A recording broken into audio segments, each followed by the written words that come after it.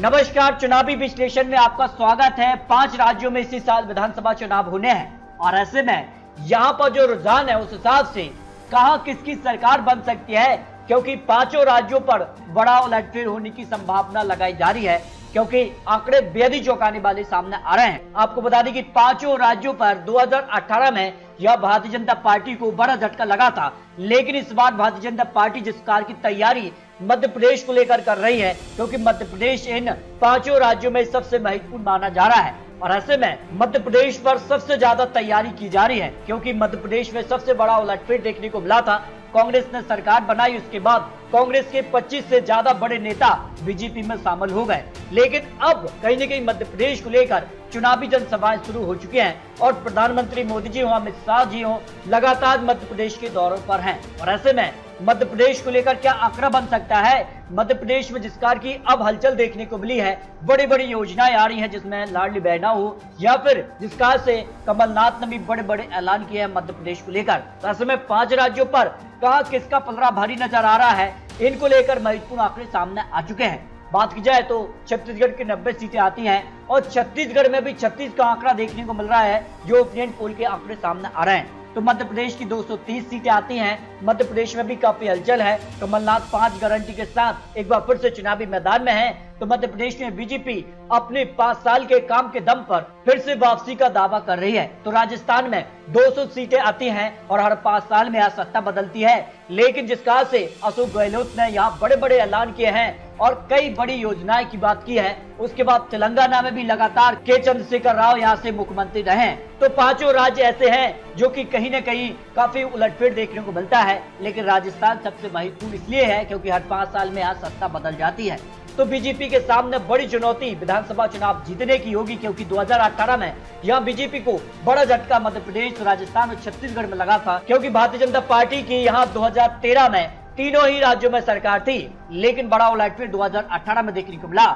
मध्य प्रदेश में बीजेपी केवल 107 सीटों पर रही तो कांग्रेस 114, अन्य के पक्ष में 9 सीटें रहीं। अन्य के समर्थन ने कांग्रेस सरकार बना ली, के बाद ये सरकार गिर गई। लेकिन राजस्थान में यहाँ पर बीजेपी 33 सीटों पर रही तो कांग्रेस 100 सीटें, अन्य के या 26 सीटें और कांग्रेस वर्तमान में भी सरकार में है। छत्तीसगढ़ में भी कांग्रेस ने एक तरफा जीत हासिल की, 65 सीटें हासिल की और बीजेपी 16 सीट, अन्य के पक्ष में 9 सीटें रही। इस तरह से 2018 में बड़ा उलटफेर देखने को मिला था और 2024 लोकसभा चुनाव से पहले इन राज्यों के जो चुनावी नतीजे होंगे वो लोकसभा चुनाव के लिए महत्वपूर्ण है। इस कारण से बीजेपी या फिर कांग्रेस या फिर अन्य, क्योंकि इस बार काफी बदलाव देखने को मिल रहा है, क्योंकि इस बार यहाँ पर एनडीए और यहाँ पर इंडिया जो गठबंधन बना है, वही टेरस ने यहाँ पर सबसे ज्यादा 88 सीटें तेलंगाना में हासिल की थी और बीजेपी ने 1 सीट हासिल की थी।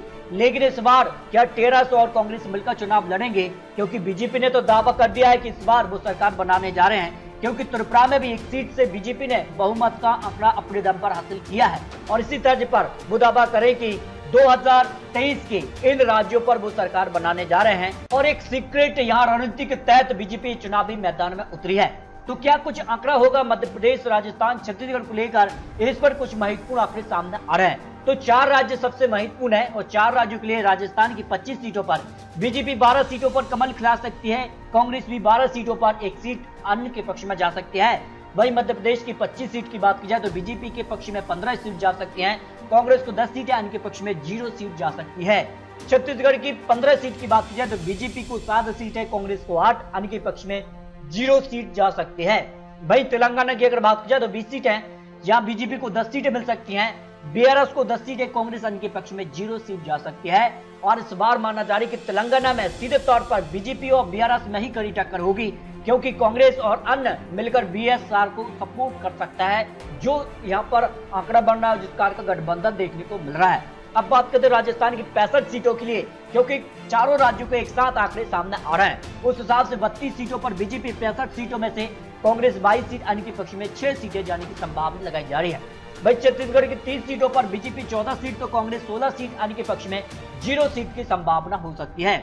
मध्य प्रदेश की 55 सीटों में से बीजेपी 30 सीट, कांग्रेस 25 सीट और अन्य के पक्ष में 0 सीट, यानी सीधे तौर पर अब तक जो आंकड़े हैं चारों राज्यों पर बिल्कुल कांटे की टक्कर देखने को मिल रही है। वही तेलंगाना की 35 सीटों में से बीजेपी 16 सीट, बीआरएस के पक्ष में 19 सीट की संभावना दिखाई दे रही है।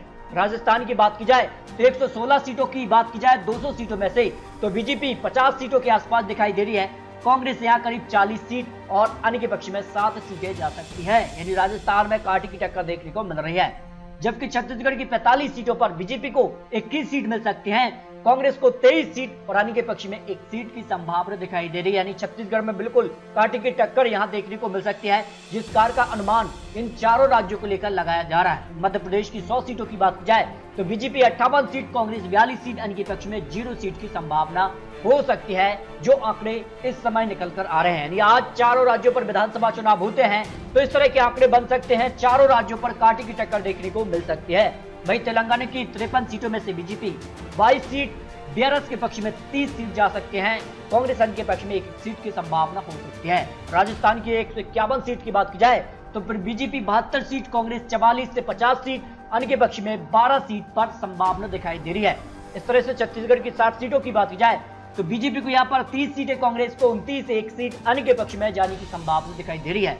मध्य प्रदेश की 140 सीटों की बात की जाए तो बीजेपी को 79 सीटें, कांग्रेस 60 सीट, अन्य के पक्ष में 1 सीट की संभावना हो सकती है। इसके अलावा अगर बात की जाए तेलंगाना की 73 सीटों में से बीजेपी 26 सीट, बीआरएस के पक्ष में 35 सीट, कांग्रेस अन्य के पक्ष में 2 या 3 सीट की संभावना यहाँ दिखाई दे रही है।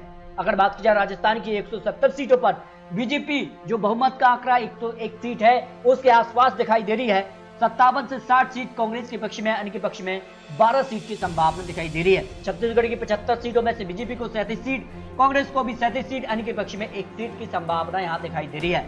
मध्य प्रदेश की 190 सीटों पर बीजेपी को 104 सीट, कांग्रेस 85 से 90 सीट, अन्य के पक्ष में 1 सीट की संभावना दिखाई दे रही है। चारों राज्यों पर कांटे की टक्कर दिखाई दे रही है। इसके अलावा तेलंगाना की 94 सीटों में से बीजेपी को 41 सीट, बीआरएस के पक्ष में 51 सीट, कांग्रेस और अन्य के पक्ष में 3 सीटों की संभावना दिखाई दे रही है। इस तरह से जो फाइनल आंकड़ा राजस्थान, मध्य प्रदेश, छत्तीसगढ़ को लेकर सामने आ रहा है, इसमें अगर बात की जाए तो राजस्थान की 200 सीटों पर जो फाइनल आंकड़ा बन सकता है, क्योंकि हर 5 साल नए सत्ता बदलती है और राजस्थान में 1985 से लेकर अब तक का जो आंकड़ा है, हर 5 साल में सत्ता यहां बदल जाती है। तो अगर बात की जाए वर्तमान में कांग्रेस की सरकार है, अगर जो सिलसिला चला आ रहा है उस हिसाब से फिर बीजेपी का पलड़ा भारी है और आंकड़ों में भी बीजेपी का पलड़ा राजस्थान में सरकार बनाने के आंकड़े के पार जा रहा है। 112 सीटों तक बीजेपी पहुंच रही है, कांग्रेस 77 से 80 सीट, अन्य के पक्ष में 14 सीटों की संभावना दिखाई दे रही है। यानी राजस्थान में विधानसभा चुनाव आज होते हैं तो फिर बीजेपी या राजस्थान में सरकार बनाने के आंकड़े तक पहुंच सकती है। छत्तीसगढ़ की बात की जाए तो 42 सीटों पर बीजेपी, तो 47 सीटों पर कांग्रेस अन्य के पक्ष में 1 सीट जा सकती है। यानी छत्तीसगढ़ में कांटे की टक्कर है, लेकिन कांग्रेस को यहाँ बढ़त देखने को मिल सकती है, जो यहाँ पर ताजा विश्लेषण सामने आ रहा है। जबकि बात की जाए मध्य प्रदेश की 230 सीटों में से बीजेपी को बहुमत का आंकड़ा 116 सीटें मिल सकता है, कांग्रेस 100 से 110 सीटों तक पहुंच सकती है, इनके पक्ष में 4 सीटें जा सकती हैं। लेकिन मध्य प्रदेश में सियासी हलचल काफी बढ़ चुकी है और अब प्रधानमंत्री मोदी जी हो या अमित शाह जी हो और यहाँ पर कांग्रेस से राष्ट्रीय अध्यक्ष खड़गे जी भी अब चुनावी मैदान में उतर चुके हैं। तो ऐसे में चुनावी वादे और चुनावी प्रचार से कहीं न कहीं जो आंकड़े हैं उसमें बड़ा उलटफेर देखने को मिल सकता है। फिलहाल बात की जाए तो बीजेपी का पलड़ा यहाँ भारी नजर आ रहा है, क्योंकि बीजेपी में बड़े दिग्गज नेता कांग्रेस से आए हैं। इसका फायदा भी बीजेपी को इन यहाँ पर विधानसभाओं में मिल सकता है, जो अनुमान दिखाई दे रहा है। जबकि बात की जाए तेलंगाना को लेकर 119 सीटों पर बीजेपी को 41 सीटें मिल सकती हैं, बीआरएस यहाँ 63 सीट, कांग्रेस को 6 सीट, अन्य के पक्ष में 5 सीटों पर जीत की संभावना दिखाई दे रही है।